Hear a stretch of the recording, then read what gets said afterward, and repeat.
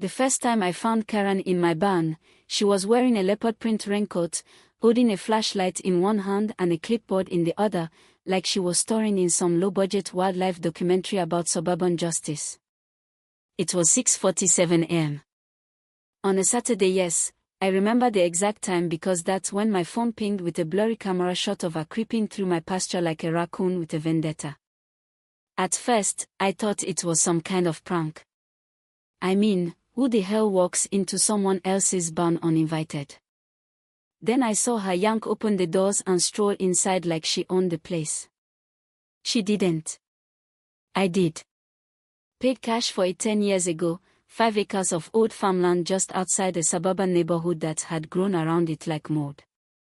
Karen lived across the road in a house so sterile and curated, I'm surprised it didn't come with its own HOA-issued oxygen supply.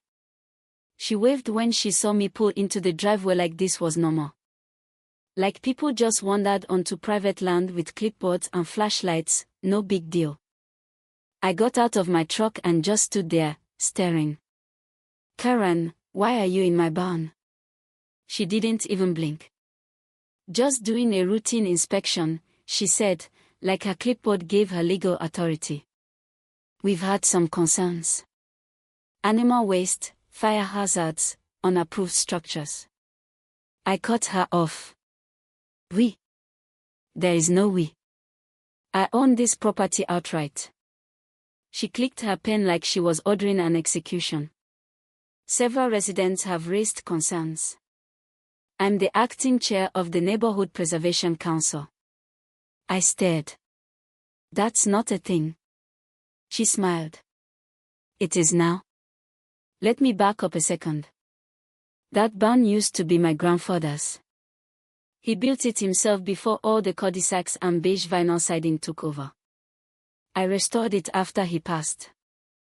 Kept a weathered look on the outside, added solar panels and real drainage, built out a workshop, housed 2 goats and 3 chickens. All perfectly legal, all within zoning. Karen hated all of it. Said it clashed with the aesthetic of the neighborhood, said the animals smelled, said my solar panels reflected into her hydrangeas. She left notes in my mailbox passive-aggressive, typed in Comic Sans.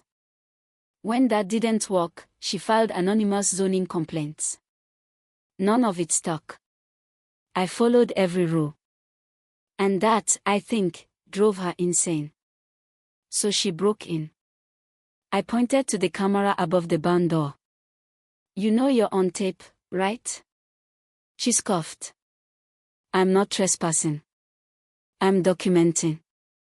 She actually made air quotes with the clipboard. I had to give it to her. She was committed to the bit. Well, I said, you're being documented, too. And I'll be filing a police report by lunch. Her jaw twitched.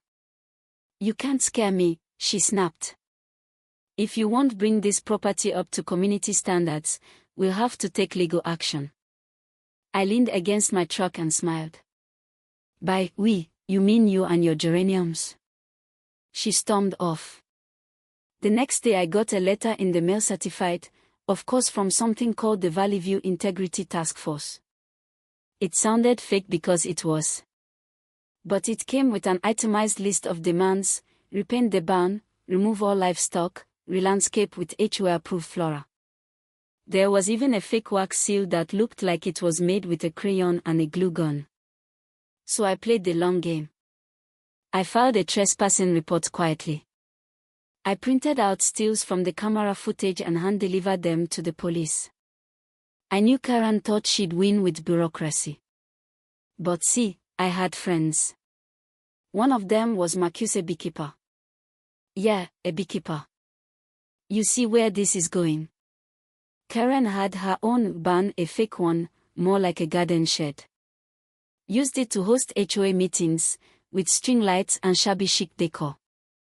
I'd seen her unlock it with a key she kept inside a tartar-shaped rock. I called Marcus. How portable are your hives? He laughed.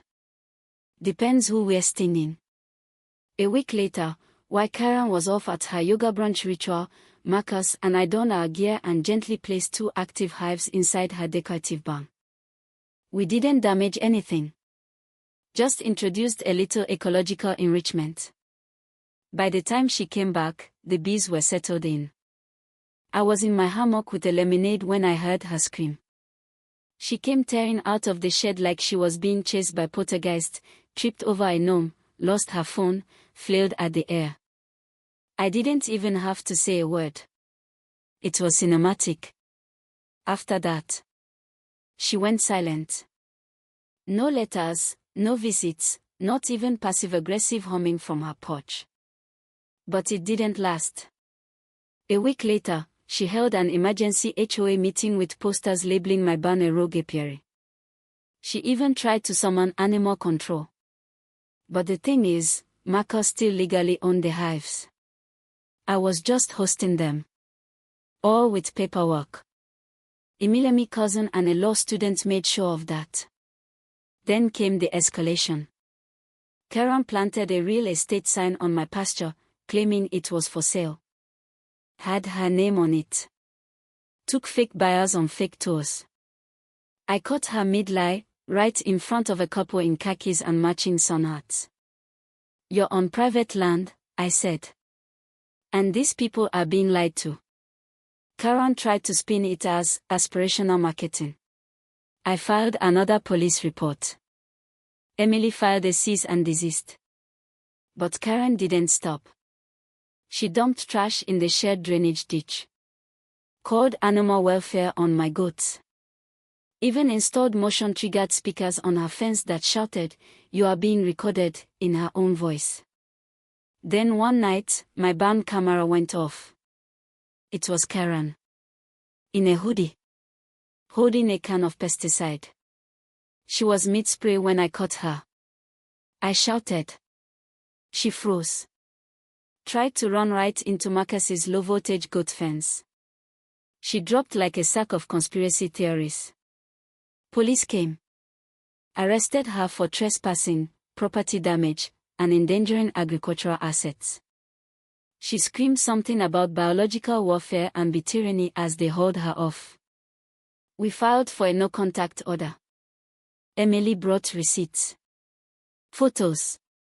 Footage. Including the glorious clip of Karen hitting the fence like a cartoon villain. The neighborhood turned. HOA folks resigned. One guy printed shirts that said, "Ban life, no Karens allowed." Kids dropped off thank you cards covered in bees and glitter. Karen's yard went dark.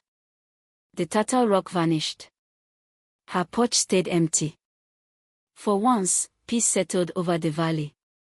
But here's the kicker. A month later, the city showed up. Not to shut me down but to offer a grant. They'd seen the bee program, the pollinator events, the educational tours. Wanted to make my place the model for sustainable backyard agriculture. I said yes. So now there's a new sign on my gate. Handmade, cedar wood, carved letters. It says, "Buzz off, Karen." Now tell me this: if someone tried to take your land, your peace, your right to live how you want, would you fight back? Or fought to keep the neighborhood calm? Let me know in the comments. Let's talk about what real community means.